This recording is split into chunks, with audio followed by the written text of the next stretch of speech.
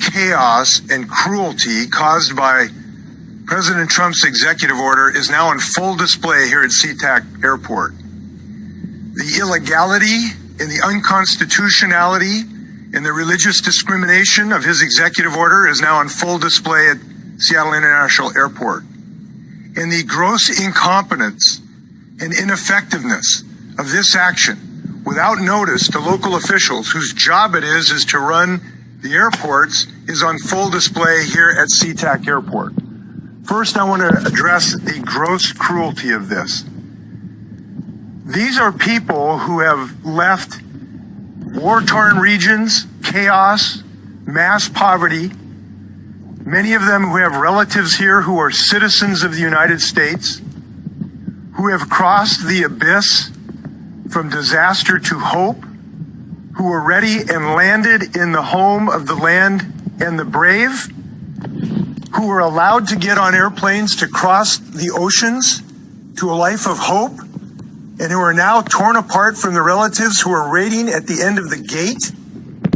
What type of inhumane attitude allows that to happen in this nation? And that is what is going on. We have a family here today who I just met, a citizen of the United States.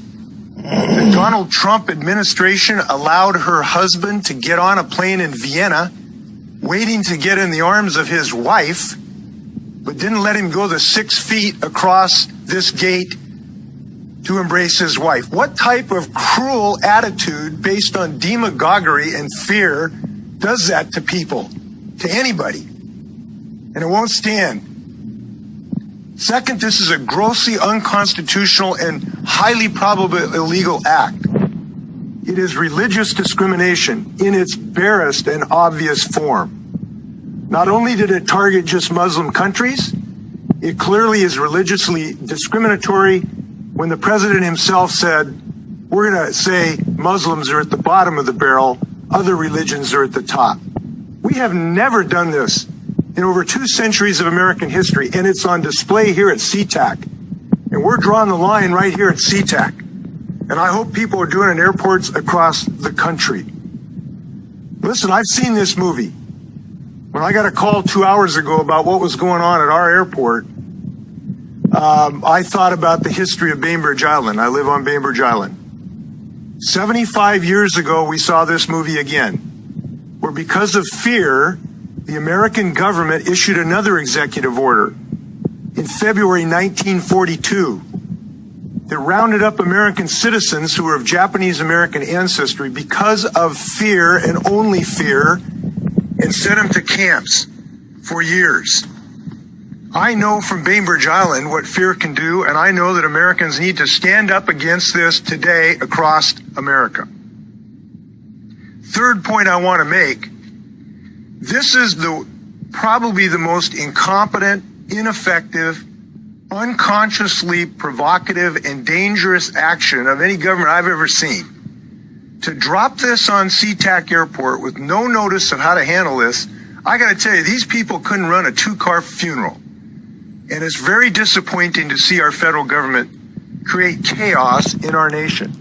And let me note, these just aren't refugees. These are business people who now might be in the high-tech sector. They might be physicians. They can't leave the country now to leave because they can't get back in, even though they're legally here in this country. This is damaging to the economy of my state, and it is unacceptable. So I called the White House about an hour ago. I talked to Justin Clark. He's in the Intergovernmental Affairs. He was the highest ranking person I could reach, and I expressed my profound disappointment and hope that they would reinstate just a little bit of humanity and common sense in this country and allow these people who are in transit to cross the oceans and let them finish the last 6 feet when we told them they could come into this country.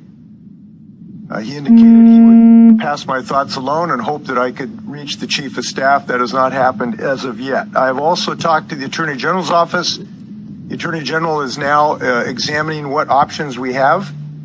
It is difficult, though, because, frankly, the judicial system is being held hostage here, too, because the Trump administration won't tell the governor of the state of Washington the characteristics of the people who are now being held in custody in my state at CTAC.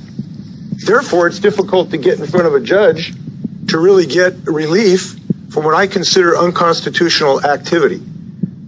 So I don't think that's consistent with comity of the federal government in the state of Washington. I think it's wrong, and we're going to continue to ask them to respect that and give us this information so that federal courts can act appropriately.